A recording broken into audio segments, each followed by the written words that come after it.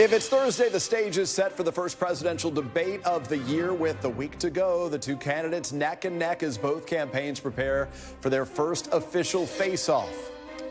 Plus, Democrats' latest push to put abortion rights front and center, rallying voters today in a key county of a critical swing state, hoping the issue will help them win control of Congress and the White House.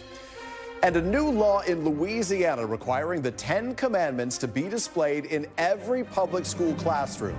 Civil liberty groups are blasting the move as unconstitutional and vowing to challenge it in court.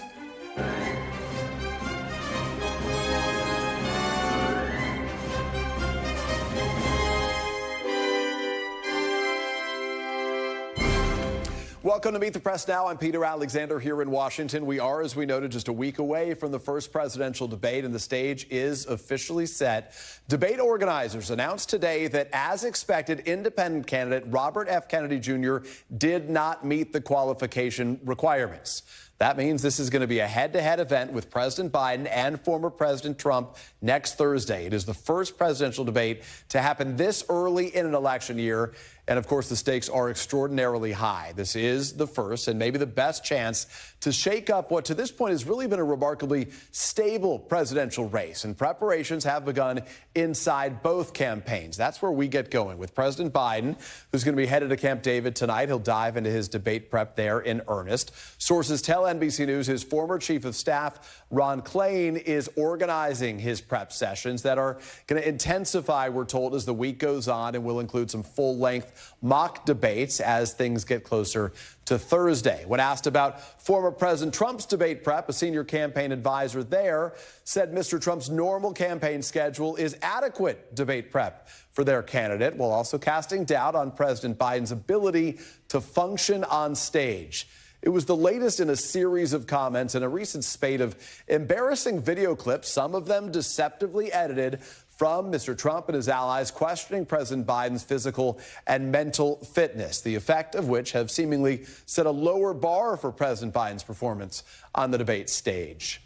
But at a rally yesterday in Wisconsin, former President Trump appeared to do something different. He set some expectation lowering of his own, attacking the independent moderators and baselessly suggesting that President Biden is going to be under the influence of drugs. Is anybody going to watch the debate?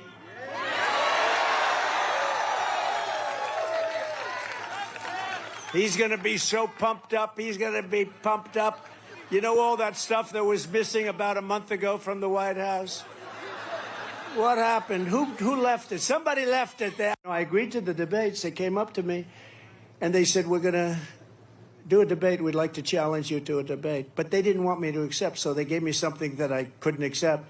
CNN. I'll probably be negotiating with 3 people, but that's okay. I've done that before. I'll be debating 3 people instead of one half of a person. And as the candidates are preparing for the debate, we have yet another national poll showing an incredibly tight race. This is a new Fox News poll, and it has President Biden up 2 points over the former president. That is within the poll's margin of error, though the numbers do represent an improvement for President Biden. He was down a point to Mr. Trump in the May survey. According to voters in this same poll, the future of American democracy is the most important issue on their minds when deciding their vote, narrowly edging out the economy. The future of democracy has, of course, been a rallying cry of President Biden's since he announced his first campaign against Mr. Trump in 2019, and was the crux of his address on the world stage while commemorating D-Day in France earlier this month. They're not asking us to scale these cliffs, but they're asking us to stay true to what America stands for. They're not asking us to do their job. They're asking us to do our job. Protect freedom in our time, to defend democracy, to stand up aggression abroad and at home, to be part of something bigger than ourselves. NBC News' Gary Grumbach is in Delaware following President Biden's debate prep sessions. NBC News' Vaughn Hilliard is following all things Trump for us today. And with us on set, NBC News chief political analyst Chuck Todd. We will get to him for his thoughts in a moment. But let me start with you, Gary, if I can. President Biden, as we noted, heads off to Camp David. We're not going to see him for several straight days at the very least. What do we know about what the preparations are going to look like for the president over the course of the next week? Yeah, while he is holed up there at Camp David, we expect it to take several different forms. First, it's going to be conversations, sort of informal conversations between President Biden and his allies, President Biden, his campaign staff, and President Biden, his White House staff, about what this looks like. And it's going to take two different forms. First is the policy aspect of things. Is your life better now than it was 4 years ago? And what do you expect it to look like 4 years from now? That is going to be specifically related to the economy and reproductive rights, two of the biggest issues of this campaign. There's also going to be a lot of discussion between President Biden and his allies of what exactly they're going to do about the attacks that no doubt President Trump is going to be throwing President Biden's way. And that is how they handle that is going to be key to the results in this debate as well. And he's going to have a little bit of help from his friends, people like Steve Ricchetti, longtime advisor, people like Ron Klain, as you mentioned, Anita Dunn, folks that have been with Joe Biden for a very long time. Joe Biden trusts very much, and that's going to be how the debate prep looks in Camp David for the next couple days. And Gary, what's striking to me is obviously we know there's some new rules in place this go around, right? The mic is muted for the other guy, so to speak, when it's not their time to speak, which means as opposed to the bickering, the back and forth, and there may be some mic bleed, which means you're going to hear someone yelling across from lectern to lectern if they want. But this is different. In the past, they try to get under Biden's skin or under Trump's skin to see how they would react. In this case, for President Biden, a lot of this is performative. Can he go 2 minutes straight each time and effectively deliver the message to the audience?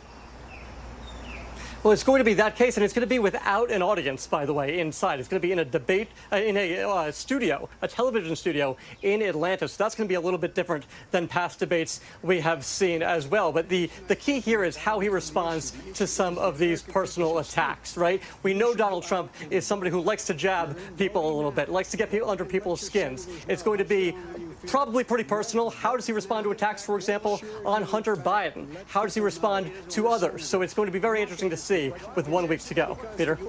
Gary, I appreciate it. Let me get to Vaughn Hilliard if I can really quickly. Vaughn, we were just talking Biden prep. Let's talk Trump team prep here as well. It sounds like this is going to be a bit less formal. There's not going to be as much of the mock debate idea, but more of the just like peppering him with thoughts and going over some policy ideas. At least that's the way it's described to us. Policy not always top of mind for President Trump and these things. But what are you, former President Trump, but what are you hearing? Right. It's pretty much the exact opposite of what Gary just outlined. Instead of retreating to one particular place with a cadre of advisors to go through what would be a mock debate, which Donald Trump, we should note, did do in 2020 before his first debate. Then ally Chris Christie actually was standing in as Joe Biden during those mock debate sessions. But at least, according to Donald Trump's campaign advisors, they tell NBC News that he's doing no such mock debate prep this go around, and instead that his debate prep is by being out and doing interviews, notably that most of those are right-wing outlets who he is talking to, so they're not usually the sort of adversarial or, you know, the tough kind of back and forth that you would see him having to do with either Joe Biden or a mainstream news outlet. But, you know, it was a campaign advisor saying he doesn't need to go through rehearsals like Joe Biden does. Of course, there's 1 week from now. There's plenty of time to see exactly how that plays out. Donald Trump tonight is with J.D. Vance in Cleveland for a fundraiser, and I want to let you hear directly from the Ohio senator who is still under, we're told, VP consideration himself, talking about the debate prep of the former president. Take a listen. He doesn't want to do these sort of fake theatrical things. He wants to talk about the data. You know, debate prep is really, I think, at least in my limited experience with him, he's thinking about how to translate these really, really important topics into a message that works. And obviously, he's as good at it as anybody. That's why he's leading all the polls. And so there you go. And J.D. Vance is one of the individuals who advisors say that Donald Trump has had meetings with to talk about policy. So, we'll see over the next 7 days what exactly that amounts to come Thursday in Atlanta, Georgia. That's why he's leading all the polls, except, of course, the Fox poll that we just noted a moment ago. Let me ask you about the big headline that came out of today as it relates to this debate, which is RFK's role or lack of one in this debate. From the Trump side, I've heard different things. Do they think it would have been an advantage for him to be there, or do they think that they're better served when it's just Donald Trump and Joe Biden side by side? Right. Publicly, Donald Trump and his team say that they wanted RFK Jr. to be included, that if he so desired. RFK's teams called this process undemocratic and that they are keeping an independent candidate out of this. But for Donald Trump, let's be very clear. He and his campaign have gone on the attack against Kennedy, much like Joe Biden's camps and their allies have as well, because RFK sort of has this odd appeal to folks from both camps. And when you talk to the Trump and Biden teams there is an effort to convince their base of supporters not to turn on Donald Trump or Joe Biden, depending which side they're on, in favor of Kennedy. So essentially, Kennedy's getting attacked by both sides. And polling is not bearing out clearly exactly how, come November, he's going to alter this race. We should note that his polling numbers, he has gone down here in recent months since his campaign got more attention. I was on the campaign trail with him a couple times early on here. And so he's actually had resources spent against him. So I don't think for either campaign they wanted actually him to be on that stage, because he would only draw the attention of some of their perhaps cautious supporters who they need to convince to get out there in November and not go toward a third party. Vaughn Hilliard, Gary Kronbach, appreciate both of you guys. Let's get to our friend Chuck Todd really quickly. All right, so we're a week out from this thing. This is going to be, this one we say, oh, this is a lot of stakes, this one matters. This one feels like it does have the potential to have a real impact here. Is it come at a better time for Joe Biden or for Donald Trump? Who needs it more? I think there's no doubt Joe Biden needs this more right now. I mean, you could make a case that I was always surprised how quickly Donald Trump agreed to this, because, you know, the candidate trailing is the one that needs it. I know there's a Fox poll out that shows him ahead, but we both know body language can tell you whether they believe polls or not. The Biden campaign wants this debate badly. They see it as a necessity. And I think they see it as a necessity because, and the summer is just lost. You know, this is you either try to have this conversation in September when school started and suddenly the fall campaign is a sprint, or you try to be the last word before the summer fully begins. And so I get what they were looking for. And there's one other aspect. We're so fragmented as a media. You know, Joe Biden, all the interviews he's done, he's still only penetrated about 40% of the country. This debate is at least a chance for him to talk to the other 60%, shall we say. And frankly, Trump needs the same thing. And so in an odd way, that's where they were aligned, right? We are so fragmented. Both candidates live in their own bubbles, and yet it's these voters that aren't in their tribes that they need to get to the president. Yeah, who only see the sort of manipulated media that may come through their echo chambers of sort. Can I ask you a quick aside here, which was today they had a coin toss, right? Yeah. And we learned that Joe Biden won the coin toss and decided Donald Trump can go last. He'll get the last word. But Joe Biden decided to be on the right side of the frame as you're looking at the screen. I assume why would that? That was just interesting to me. That was surprising. I thought you would want the last word if you had a choice. All right, I'll make a television confessional here. Yeah. You know, at this round table, sometimes you interview people off camera this way or you interview them this way. Yeah. I was just more comfortable leaning this way and leaning to my left rather than leaning on this way. It was just awkward. So I guess in that sense, somebody might have a preference. Yeah. But I do think the last word issue, why did Biden not care about having the last word? Because the debate, people might have already tuned out by that. Done by exactly. You know, in the last 10 minutes of the debate, people might not pay attention to. Think about how many times fireworks happened at the end of the debate, but it didn't have a penetration because most people watch just the first half of a debate. And so the other thing that's different here, right, is in the past you remember, oh, will you shut up, man, was the sort of defining moment of one of the debates between these two guys, which, by the way, was 1,300 plus days ago since either of them debated here. I'm sort of struck by that because you're not going to have that kind of bickering between the two, as you would think, right? It's supposed to be a soundbite 2 minutes, so to speak. This is a blind spot for the left in general, I would say, and the Biden campaign specifically. There's this fantasy land that the left lives in sometimes that, oh, you can just sort of deplatform Trump. You can sort of mute him. You can make him go away, and somehow he will not have this power over persuasion over people. And it's always been a head scratcher to me. I think the more you're exposed to Trump, the more you might be uncomfortable with it. I think pushing companies to deplatform him right after January 6th turned out to be a mistake. And I think muting the mics, I think the Biden campaign is going to regret this. It's those moments of crosstalk that frustrated Biden that might have won him those debates. Yeah. So I think when you're protecting Trump from himself, you're doing Trump a favor. Well, this is and I think they've done him a favor. I have the same sort of instinct on that. Let me ask you about the latest column that you wrote, and I want to put some of it up on the screen for our audience. You write in part, one of the greatest disconnects in the coverage of Trump today is the lack of memory the public has for many of the details of the Trump years, as opposed to the scarred memories those of us who covered Trump still have.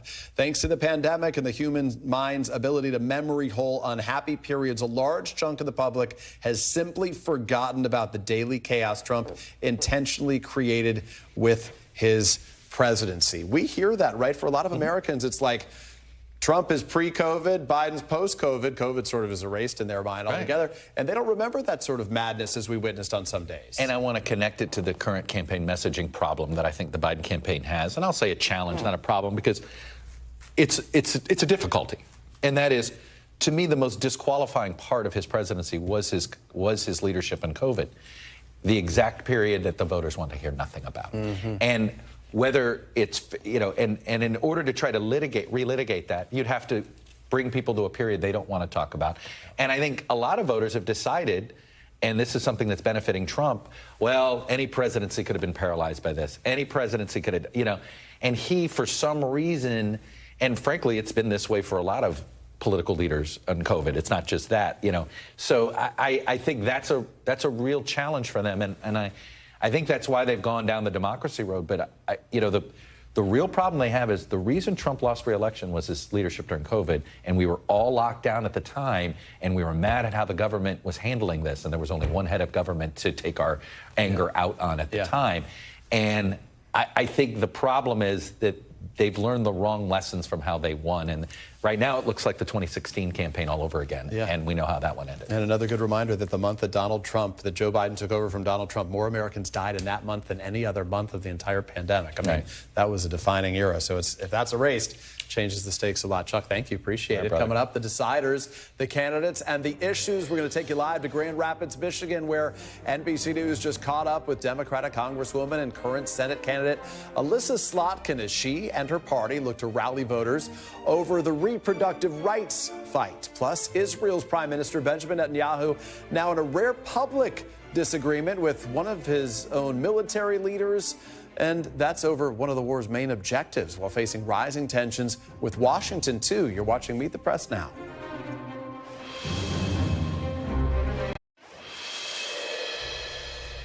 Welcome back. Democrats up and down the ballot are hoping reproductive rights will help drive voters to the ballot box this November, including in the key battleground state of Michigan, where the Democratic frontrunner for Senate there, Congresswoman Alyssa Slotkin, held an event today alongside the leaders of several major reproductive rights organizations.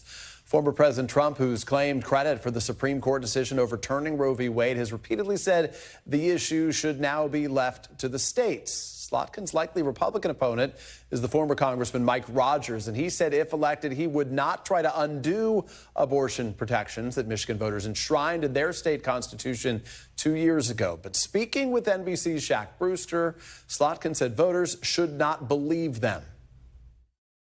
Look at their voting records, look at what they've done, not what they say now because it's politically unpopular, right? These guys have shown no backbone against the far-right extremists who have been pushing this issue for 50 years.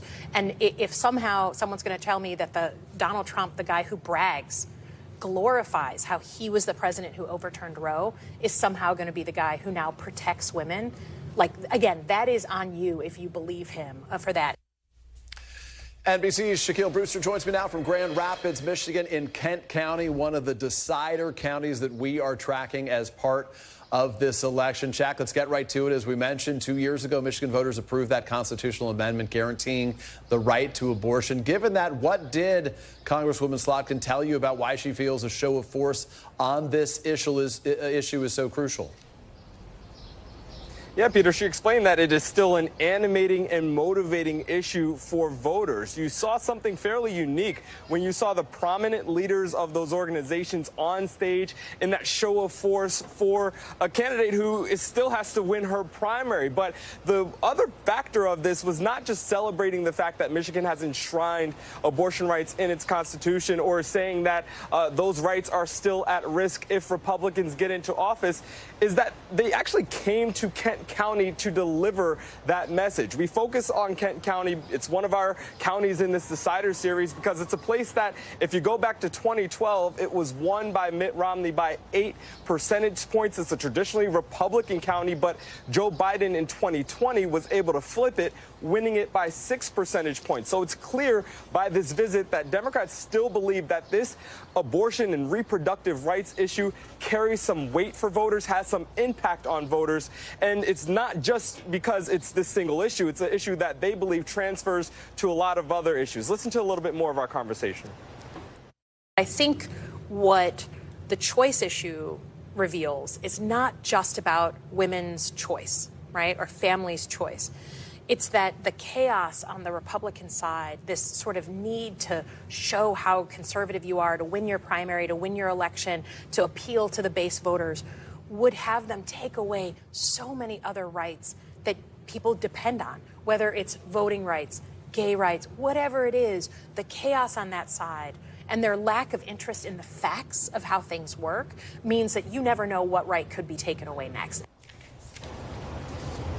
Slotkin admitted to me in that interview that when she's out campaigning with folks, abortion is not the top thing that people bring up. She says the majority of folks bring up the economy, bring up jobs. But she says it's something that motivates people and something that when they look at candidates, it can disqualify a candidate. And that's what Democrats are hoping happens this November. Shaquille Brewster on the ground for us in Grand Rapids, Michigan. Shaq, thank you so much. And joining me now are two people very steeped in the issues that are going to decide this election. The former Democratic senator from Missouri, Claire McCaskill. She is also an NBC News political analyst. And former Republican senator from Pennsylvania, Pat Toomey. Just for the sake of our audience, we put Senator Toomey on the right, McCaskill on the left. We thought it might make it easier for folks just for the sake of today. Senator McCaskill, I want to start with you just with your sort of sense on this issue of reproductive rights in particular. It's going to be on the ballot in some states, Arizona among them, some other places. It helps some Democrats in a variety of different places early on, including places like Wisconsin and Kansas. Are Democrats putting too much behind this? Are they counting too much on this issue to deliver them perhaps Congress or even the White House? I don't know if they're counting on it too much. I think we can look at the results in the midterms. I think we can see the animation around this issue since the Dobbs decision came down. I think the problem is Donald Trump is basically not telling the truth about what's new, about how he feels about this. When he's in front of certain audiences, he says, I'm with you, I'm going to march with you, even if that audience is someone who believes there should not even be IVF. And even if that's what that group believes, he was in front of a luncheon when he said, I'm with you, I'm going to stand with you. And then he's in another place and he wants to ignore the fact that in my state, in many states, rape victims are told by the government they must carry that child to term. So I do think it's an animating issue. I think it's going to matter. I think all those people who think it doesn't matter are fooling themselves. It is the first time in a long time the Supreme Court has taken away a right that was 50 years old. Yeah, no, I think you're right. We've definitely seen its impact and how it has animated voters, particularly on the Democratic side. Senator Toomey, to you, I'm curious your take for Republicans right now. Donald Trump has sort of said two things. In the past, he was saying, hey, we shouldn't be talking about this when he spoke to Republicans. When he was in Washington just about a week ago, he said to Republicans privately, I think we need to be talking about this more. What should the strategy be for Republicans on this issue? I think the strategy for Republicans should be what I think most Republicans are saying now, which is we've always argued that the reason that Roe was wrongly decided is because it was just made up out of thin air. No Democrat that I know of can point to the words in the Constitution that bestow a particular right to abortion. And in the absence thereof, it is something that should be resolved by the states. And so what are we witnessing happening? Exactly what should be happening, which is 50 states working their way through what is the consensus in their state and passing the legislation that will reflect that. In Pennsylvania, a person can get an abortion up to 23 weeks into the pregnancy. Now, I know for elected Democrats, there can be no limits, no restrictions, right up till the moment of birth, there can be none. But for most people, say 23 weeks in the case of Pennsylvania, I just don't think that's going to animate people a lot. Somewhat, yes, particularly some younger women. But look, Republicans control the House, and they haven't passed the ban on abortion. Well, Senator, I think the states are going to decide this. So just to be clear on a couple of things, we both know, right, that abortions in the final term and certainly in the waning weeks of pregnancy are extremely rare. In most cases, it's for the health of the mother where that takes place. I understand there's always a pivot to how frequent they are.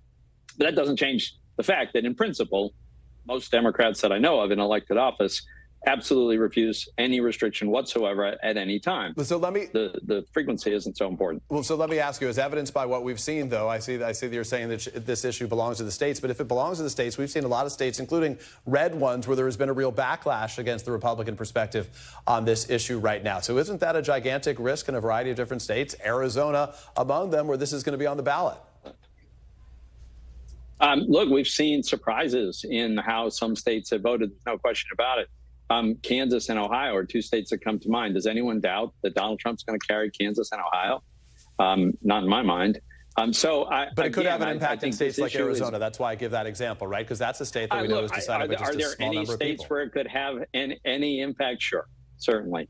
And on the margin, it could have a little bit of motivation in many states. I just think that this issue is dissipating. It is not going to have the kind of saliency it did in the midterm, and it's going to continue to dissipate over time. Senator McCaskill, I got to see a lot of Democrats who hear Senator Toomey say those things and say, watch our vote, watch our feet, watch our movement.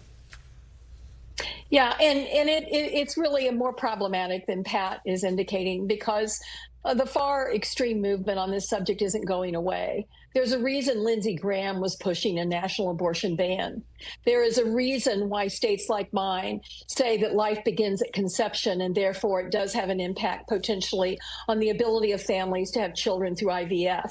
There's a reason why somebody takes a case to court in a single district in Texas in order to try to get mifepristone overturned and not available to any woman in America. There's a reason why women are bleeding out in emergency rooms, because states are afraid to give them any kind of medical care when they're in the middle of a miscarriage. All of that is out there. It's not going anywhere. And I got to tell you, I'm kind of happy the Republicans think nobody's paying attention to it anymore. They'll find out. Senator Toomey, then let me ask you about the topic of the economy right now. Obviously, that's one that's been a major motivator for a lot of Americans right now.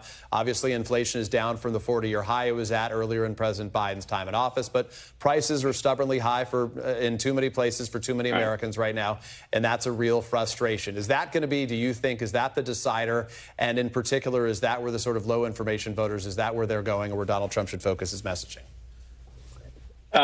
Yeah, well, look, we've got an unusual election in that we've got apparently two relatively unpopular candidates. But I think the short answer is yes, right? The real huge dilemma, a problem for the Biden administration that I think is not fixable, is that even if inflation goes to zero, and you can argue that the inflation problem has been completely solved, all that means is prices don't continue going up. Doesn't mean they go back down to what they were. And it takes a long time for people to become accustomed to and to accept a new, much higher price level. And that's what people have. And their prices have gone up more than wages in most cases. And so that's a real problem. And that remains a problem even if inflation goes to zero, which is very unlikely between now and the election. Senator McCaskill, how do Democrats, how does Joe Biden deal with this right now in particular, right? The economy is an issue. I mean, the economy, Donald Trump, you'll remember, said that if he lost to Joe Biden, the stock market would tank, it would just plummet, the economy would be in a depression or recession. Obviously, the economy's hit record highs. The markets have, but I know the market isn't how most Americans judge this stuff. How does the president protect himself on this issue that really is sort of been a challenging vulnerability? You know, I think there's a contrast in almost every aspect of this election, whether you're talking about character, or whether you're talking about job creation, or whether you're talking about whether there actually is infrastructure being tackled in this country for the first time in decades. Joe Biden has some positive things to talk about. I don't disagree with Pat that it's very hard on food and fuel. When people are paying more than they have before, it's very hard to convince them that everything's rosy. But there's a lot of good things that Joe Biden can talk about. But frankly, I think at the end of the day, Peter, this is really going to boil down to a very narrow group of voters that haven't decided right now. And I like Joe Biden's campaign that is all about America being strong and wonderful, and our institutions being resilient, and our democracy being one that we should protect, versus a campaign that Donald Trump is running that basically is, America sucks. I just don't think that's the kind of campaign that those low information voters are going to get excited about at the 11th hour. Let me try to get two quick thoughts in. One, the memory holding. A lot of Americans, Claire, Senator McCaskill, they forget COVID. They forget, anything other than, hey, things were better before COVID. Should Joe Biden be hitting COVID and the former president's handling of that more hard so Americans are reminded of the sort of chaos of those days? I think Chuck was right. I think it's a very hard subject for the Biden campaign to dwell on because nobody wants to go there. It was not a great time for our country. Right. I do think that Joe Biden can focus on the positive, can focus on the things that do make our country so strong and, frankly, our economy the envy of the world right now. He's going to stay positive, and he's going to remind people that he's a normal guy that doesn't say weird things and do weird things. And that normalcy is what got him elected in the first place, and I think it's what's going to get him reelected. Senator Toomey, last thought for you. The debate's coming up. Former President Trump, the challenge for him is what? Oh, I think, the challenge for him is is self-discipline, right? To look forward, to not focus on his grievances, to not be relitigating the last election, and to offer some kind of vision for the future. That's proven to be very difficult for Donald Trump in the past, but I think that would be very constructive for him. Yeah, no doubt. Well, we're all going to be watching together. I appreciate both of you being here, Senators Pat Toomey and Claire McCaskill. Nice to see you guys. I very much appreciate it. And coming up next right here, deepening disagreements. Israeli Prime Minister Benjamin Netanyahu increasingly at odds with the Biden administration, and now with his own military as a top commander, publicly questions whether Hamas can ever be destroyed. You're watching Meet the Press now.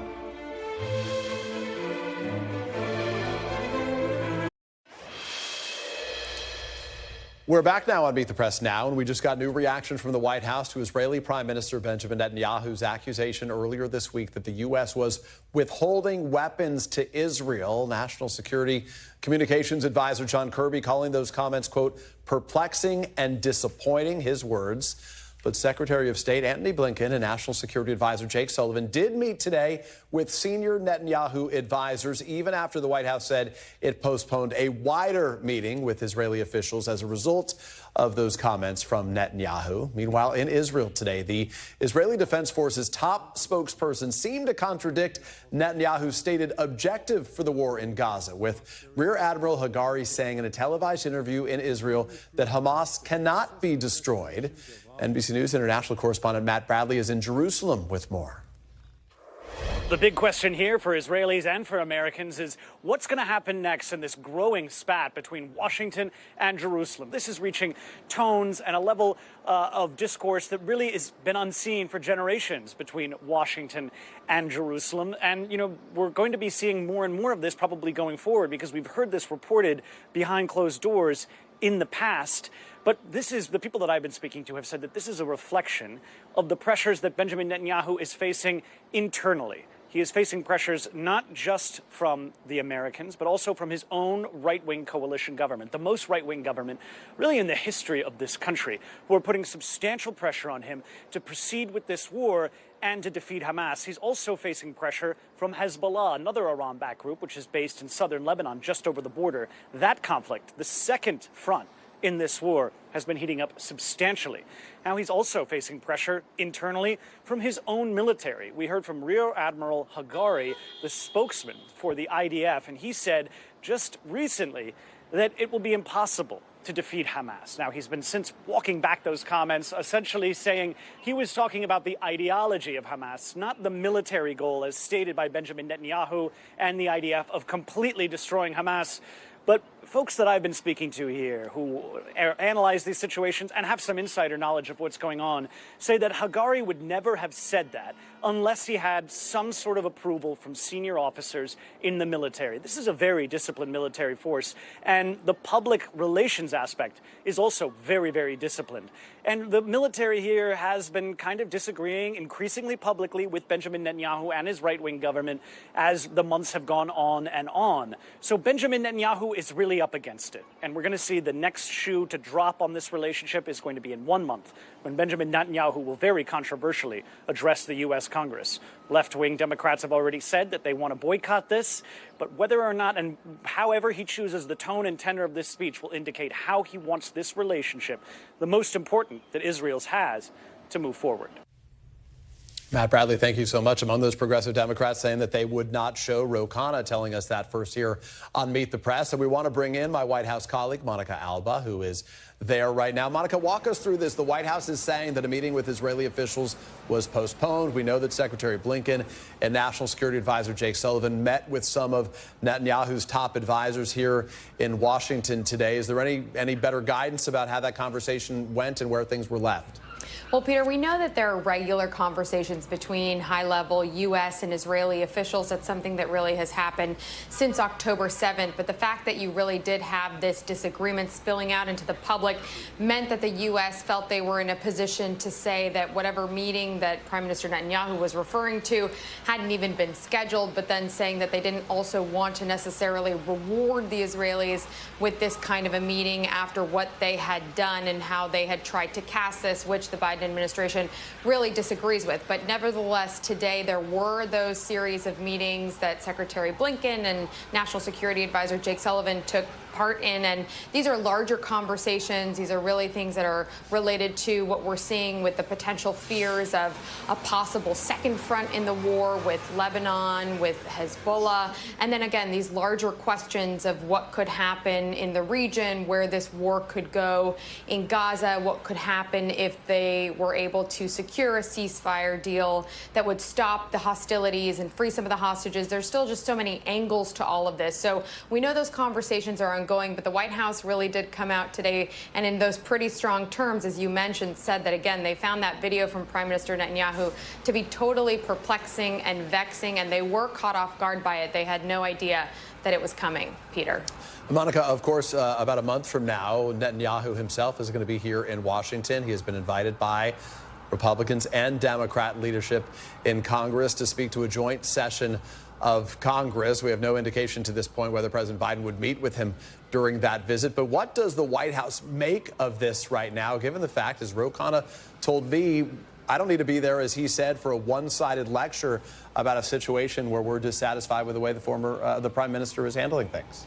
And we know that what President Biden has said in private is something he usually likes to keep behind the scenes in terms of what he really thinks about Prime Minister Netanyahu. And then he did in recent weeks start to more publicly air that in terms of saying he really believes the Prime Minister has been making a mistake. He's been more critical of his decisions as it relates to the conflict in Gaza. And then remember, it was actually the president after the State of the Union who was caught on that hot mic saying he was going to have a come to Jesus conversation with Prime Minister Netanyahu, that he was going to be a bit more firm. So the fact that now we're talking about, well, what kind of a meeting could take place between these two when the Prime Minister is scheduled to come to Washington, the White House is not saying that that would happen, and we'll continue to press them on that because that will be fascinating from any kind of a geopolitical dynamic perspective.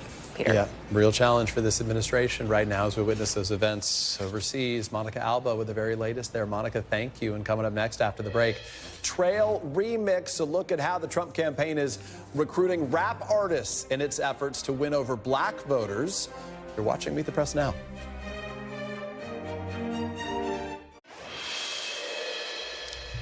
Welcome back. Black voters were key to President Biden winning the White House in 2020, but polls show his support among that key demographic is falling. According to a new USA Today Suffolk University poll, President Biden's support from black voters in two critical battleground states, Pennsylvania and Michigan, has dropped by at least 20 points. And will black voters while black voters do still overwhelmingly support President Biden, former President Trump is making a concerted effort to win them over. Our NBC News 2024 campaign embed Nnamdi Igwanwu has more. Make America great again. Chef G, Sleepy Hollow, Sada Baby, Ice Revezo, and Peasy. They're the names of rap artists helping shape new popular sounds within hip-hop. Trump gonna shout the wins for all of us. They're also surrogates of sorts for Trump's campaign. He might be the first person to make me vote. The Trump campaign inviting younger artists prominent in their communities to join him at campaign events in cities like Detroit and the Bronx as he works to court minority voters. We've done more for, and I say this, I say it proudly, more for the black population than any president since Abraham Lincoln. That's a big statement. The number of rappers supportive of Trump has increased in recent years. Some have praised his policies like his First Step Act, which led to decreased prison sentences for some nonviolent offenders, and the pandemic-era stimulus checks that went out during the final months of his presidency. Oh, baby, we love Trump. We need him back in office. Trump's pardons of rap chart toppers Lil Wayne and Kodak Black led the two popular rappers to publicly express their support for him. And to some voters, Trump's cultural appeal matters. Growing up, right, I listened to 50 Cent. I used to hear Donald Trump on the mixtapes. You know what I'm saying? And to have a president that used to be in the hood clubbing with people that come from where I come from, come on, man. But one expert noted that simply recruiting culturally relevant surrogates may not be enough to get voters to the polls. Young people can be very excited about someone, but not translate that into what's needed to actually affect electoral behavior at the most important levels. Now, it's not just Republicans working with rappers. Vice President Harris came to Atlanta on Tuesday where she held an event with rapper Quavo and his Rocket Foundation in a conversation about gun violence prevention. Please give it up one more time, y'all, for Quavo and the Vice President of the United States of America. But rather than actively seeking endorsements from rappers, Biden's campaign says it's focused on engaging voters on the ground in their communities. And Namdi joins me now. Namdi, so it's not just rappers. Mr. Trump has also touted his relationship with some famous black athletes, Lawrence Taylor among them. Does the Trump campaign think that those sort of cultural touch points resonate with voters more than talking particular policy? Yeah, I think it's sort of all in the same for the Trump campaign. Just like you mentioned, when they unveiled their Black Voter Coalition, Black Americans for Trump last weekend, they didn't just come out with lawmaker endorsements, but also athletes, entertainers, and rappers. And the idea here really stems down to who's actually delivering the message, who's the one talking directly to these voters. Now, in my conversations with black conservatives in the past, they've conceded that sometimes the party struggles with messaging to minority voters, especially considering one of the more significant attack lines from Democrats with respect to President Trump is a track record they frame of being racist, of opposing black people. So really, it's a matter of the thinking of the Trump campaign as if we can get surrogates that are culturally relevant, that matter to the people in these communities to tout Trump's policies regarding the economy and immigration, it may create a permission structure of sorts for undecided voters to at least consider what Trump has to say. And Namdi, notably, we know that in an election that could be decided by the margins, just a little bit of erosion could be a difference maker here. What does the Biden campaign say about this issue in particular? I know you may notice some of Kamala Harris's participation with some black rappers and other hip hop artists there, but how are they trying to address an issue where they really have witnessed some erosion? In several different ways. As you know, Vice President Harris was here in Atlanta, and she met with rapper Quavo for an event focused on gun violence prevention. The Vice President herself also launching an economic opportunity tour that's really tailored to black voters and talking about the administration's economic accomplishments regarding black wealth and low black unemployment. Additionally, you've also had the Biden campaign sort of dominate the airwaves this election cycle. You know, they've been investing since last September in ads that make clear that they view President Biden as being the candidate that would really deliver for black voters here in America.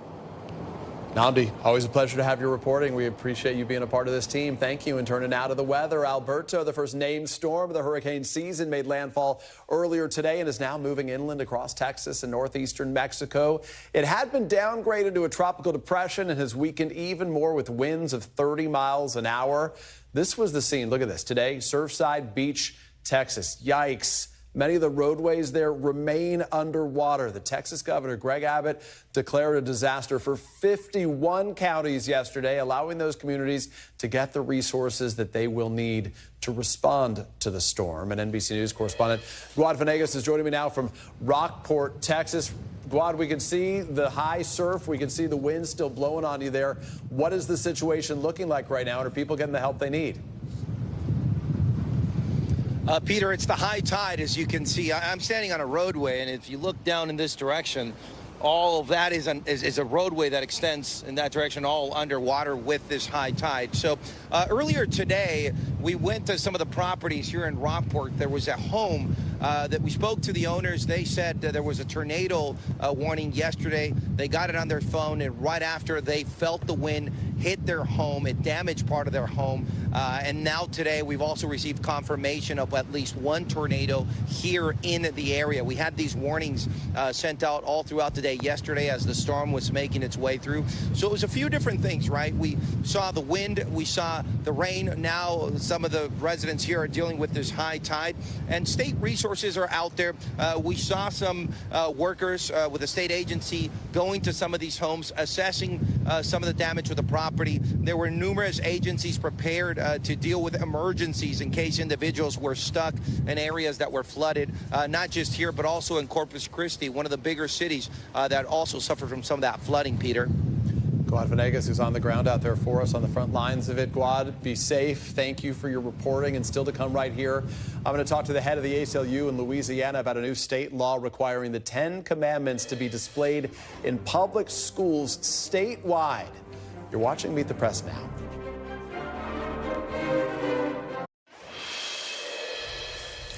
Welcome back. A controversial new law in Louisiana is gaining national attention. The Republican governor there, Jeff Landry, signed a bill into law yesterday afternoon, making Louisiana the first state in the U.S. to require the 10 Commandments be displayed in all public classrooms. Hours later, the ACLU announced its intention to challenge the law in court, calling it blatantly unconstitutional. Governor Landry not only expected that challenge, but suggested that he was looking forward to it. And I'm joined now by the executive director of the ACLU of Louisiana, Alana Odoms. Alana, I appreciate your being with us. What is the next step in your legal challenge?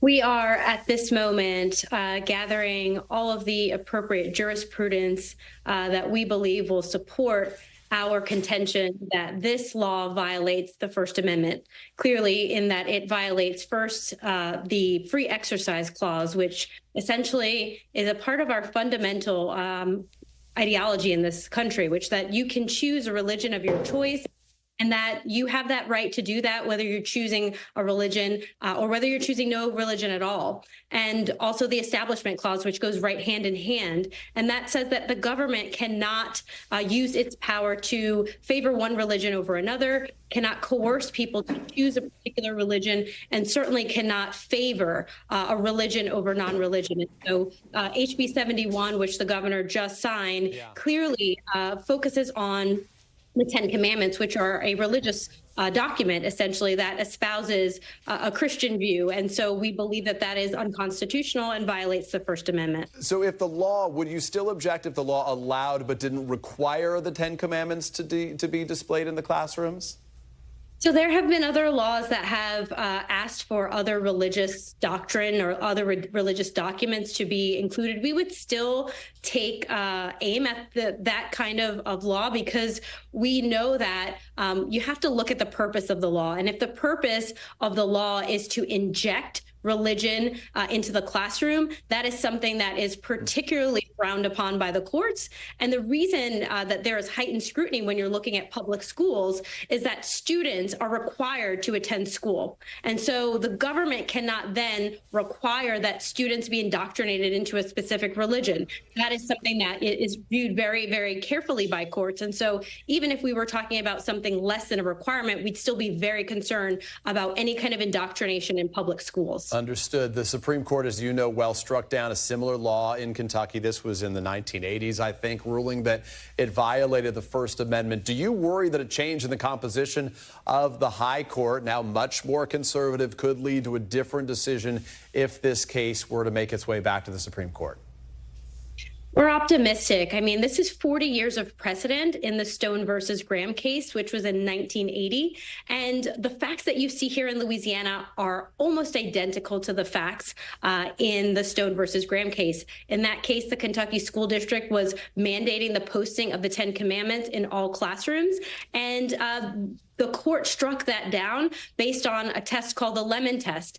Now, the Lemon test is not the precise test that this particular court would use. However, the first part of that test is to look at the intent of the particular statute. And the intent is whether or not that intent is either secular or non-secular. And in this case, because the Ten Commandments are a religious document, specifically a religious document, the court found that that first element of the test was not met, right? It was something that needed to be struck down because it was clearly religious. Lana, do you think this will be resolved by the time this law is set to take effect next year? Going to do everything in our power to make sure that it is. That's all we can do. Alana Odoms, we really appreciate your time. Thank you for sharing your perspective with us. That is going to do it for us on this edition of Meet the Press Now. I'll be back tomorrow in the chair with the very latest on all news and political headlines. And the news continues right now with Hallie Jackson.